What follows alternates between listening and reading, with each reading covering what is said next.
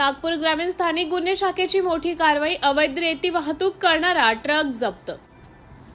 नागपूर ग्रामीण पोलीस दलाच्या स्थानिक गुन्हे शाखेने पारशिवनी पोलीस स्टेशनच्या हद्दीत अवैध रेती वाहतुकीवर मोठी कारवाई केली आहे।